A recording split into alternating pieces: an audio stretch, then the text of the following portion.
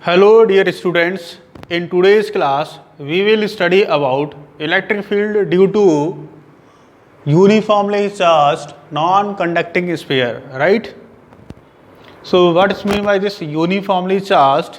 Uniformly charged means the distribution of charge throughout the volume of the sphere is remain constant, means equal charge lie in equal volume. Equal charge lie in equal volume, right? This is the uniform distribution. And the next thing is non-conducting. Non-conducting means that if we supply some charge to the sphere at somewhere at a point, then that charge remain stationary at that point, right? That does not move from one point to another point at own level, right? Because if the sphere is conducting, then if we supply some of the charge to the sphere at the inner point, then that charge automatically at own level transferred to the outermost surface, है ना? Yes, so that the property of the conducting sphere is the total charge lie over the surface, okay? But in the case of non-conducting, that charge remain stationary at the point where we place it, right? So this is the property of non-conducting. So there is a uniformly charged non-conducting sphere, due to which we will calculating electric field at a different points, that is in three segments we are going there. So that three segments are, one is electric field due to this charge sphere inside it, and the second one is on the surface, and the third one is outside the surface, right? So see here, consider a sphere of radius capital R and charge Q uniformly spread throughout its volume, right? This is the thing. So consider a sphere. This is the sphere. That it is uniformly charged, means equal charge lie in equal volume, right? Like this.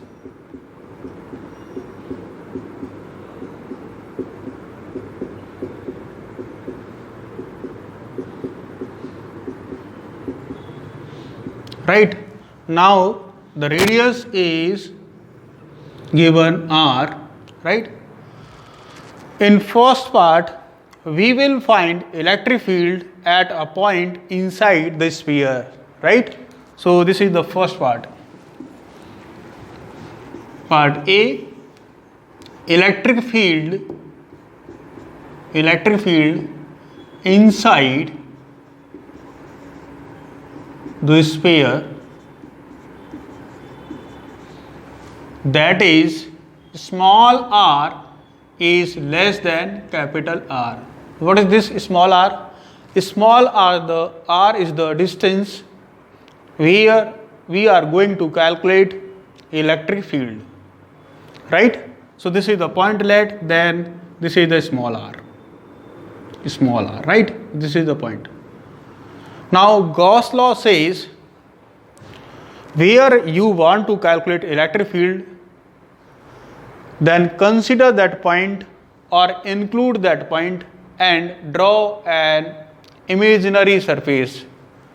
Draw an imaginary surface by including this point, right? So by including this point, I am going to draw an imaginary surface.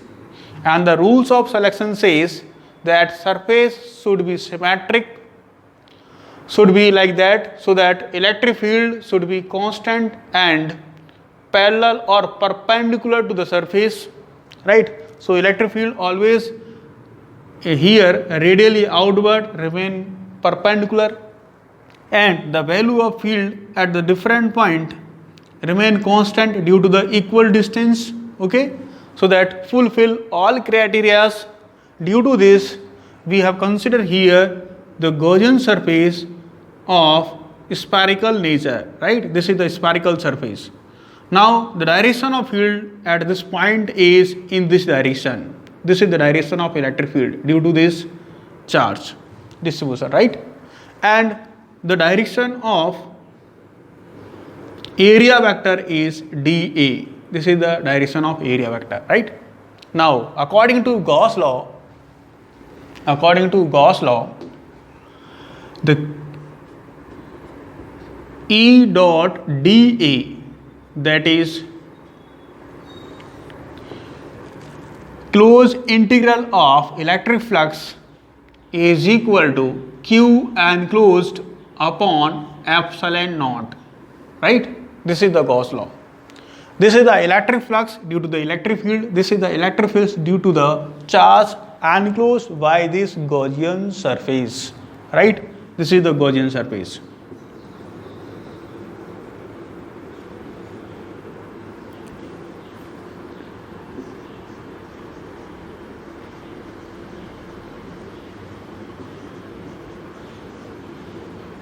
Gaussian surface, right? An imaginary surface.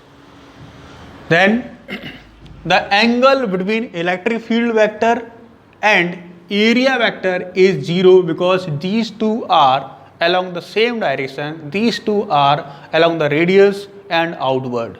So this is the direction of electric field. This is the direction of area vector. So that angle is 0, right? Theta is equal to 0 degree. Then next one thing is this E dot ds solved as E dA cos 0, right? Integration is equal to Q enclosed upon epsilon naught, right? Now calculate the value of Q enclosed, means charge enclosed by the Gaussian surface is. So this is the value of Q enclosed. This is the side calculation, right? Is rho multiplied by the volume of this small sphere, that is 4y3 pi small r cube, right? What is mean by this rho? Rho is the charge per unit volume, that is total charge divided by total volume of the sphere. That is Q enclosed is equal to Q upon 4y3 pi r cube into r cube multiplied by this 4y3 pi small r cube, right? On cancelling this 4 by 3 pi, the remaining things are Q enclosed is equal to capital Q R cube upon capital R cube, right? This is the way by which we calculate here Q enclosed, right? And now on solving this, we got E dA, because E is constant. Due to this, E is taken outside and cos 0 is 1, so this is on multiplying 1 there is no effect, right? Then this is equal to Q enclosed upon epsilon naught. Q enclosed is this, we have already calculated it, right? So this is Q R cube upon capital R cube, and this is epsilon naught, right? On integrating this dA, dA is the elemental area, right? On integrating this dA, you got total area of this small sphere. The area of a small sphere is the 4 pi r square. Due to this, E multiplied by 4 pi r square is equal to Q r cube upon this is epsilon naught r cube, right? ये चीज. Then this r square cancel this r times, right? Then this is E is equal to Q upon this 4 pi and epsilon naught is this 4 pi epsilon naught, and this is r cube and this is r, right? You can write this thing like this is 1 upon 4 pi epsilon naught, okay, and this is q r upon r cube, and this is known as k constant, that is you have studied in Coulomb's law, right? And its value is 9 into 10 raised to 9. So this is k q r upon r cube, right? So this is the electric field. Now E is equal to k q r upon r cube, right? This is the electric field due to the uniformly charged sphere at a point inside it, right? At a point means this is the value of electric field varies from that belongs to center to the sphere, to the surface of sphere, right? Center to the surface of the sphere, right? This is the electric field k q r upon r cube, right? So here this E is proportional to r, directly proportional to r. On increasing r, electric field increases, means the magnitude of electric field also increases, right? So that you can plot here, you can draw graph here between small r and E, like this is E and this is r, right? So this is the graph from this center to the surface means small r become equal to capital R. Then this got maximum value on the surface, right? On the surface of the sphere, the value of electric field gain its maximum value, that is right here B part, electric field on the surface of sphere, right? This expression gives you the value of electric field from this center to the surface, from center to surface. If you want to calculate the electric field on the surface, then you can say this small r become equal to capital R. On the surface, this small r become equal to the capital R, right? Then you can say the electric field is given by E on the surface is equal to k q. This small r become capital R and this is r cube. So this cancel this r square times and this is k q upon r square. This is the maximum value of electric field, right? This is the maximum value of electric field, right?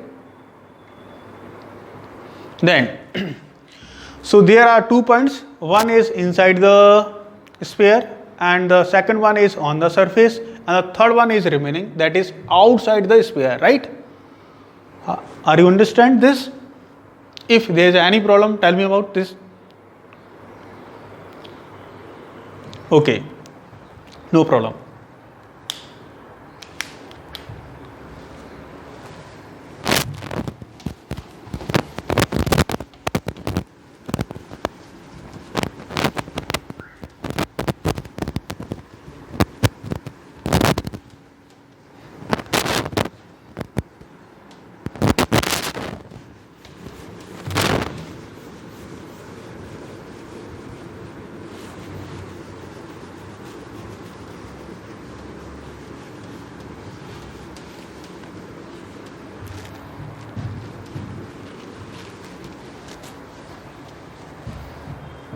Now the third point is outside the sphere, right?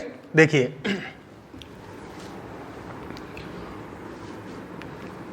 C part, electric field outside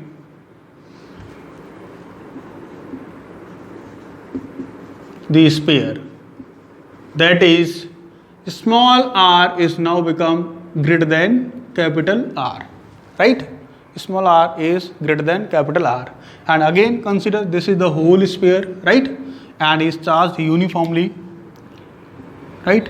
This is the uniform charge distribution.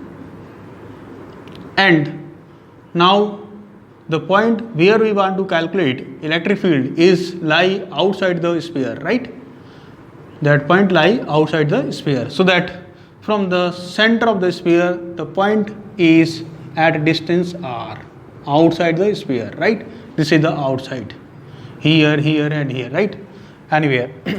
Now, Gauss law says that including the point where we want to calculate electric field, draw an imaginary surface. So this is the imaginary surface.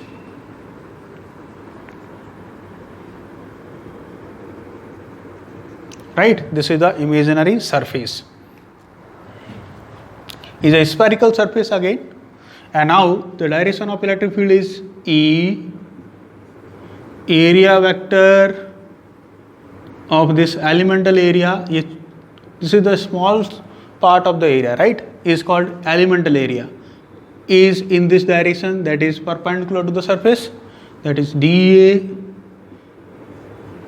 right? And the angle between them is 0 again, as it is in the previous case, right? Now write Gauss law.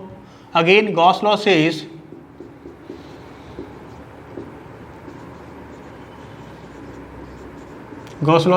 E dot dA integration is equal to Q enclosed upon epsilon naught, right?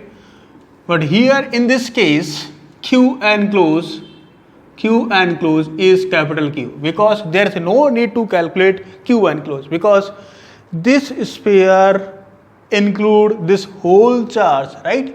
This is the charge capital Q on the given sphere. So this whole charge is included or enclosed by the bigger sphere. To do this, there is no need to calculate charge enclosed by this. That one is the total charge, right? So Q enclosed is now total charge on the sphere, that is capital Q, right? And this is solved like E dA cos 0 integration is equal to capital Q upon epsilon naught. Now this is E taken outside is constant throughout the surface. At equal distance, the value of electric field is equal, and the integration of area is this dA is equal to, and cos 0 is 1, right? This is Q upon epsilon naught. On integrating this, you got total area of this sphere, that is E multiplied by 4 pi r square. 4 pi r square is the area of sphere, right? And this is Q upon epsilon naught. Now E is equal to 1 upon 4 pi epsilon naught Q upon r square. This is the r square, this is 4 pi epsilon naught, and this become capital K, right? This is K Q upon r square. Here the important thing is E is inversely proportional to the square of r. E is inversely proportional to the square of r. E is inversely proportional to the square of r, right? This. So according to this, on increasing the distance, electric field decreases. So the graph between this small r and E is, we will continue here, right? See here, electric field at a point inside the sphere is given by this expression. Here E is proportional to r.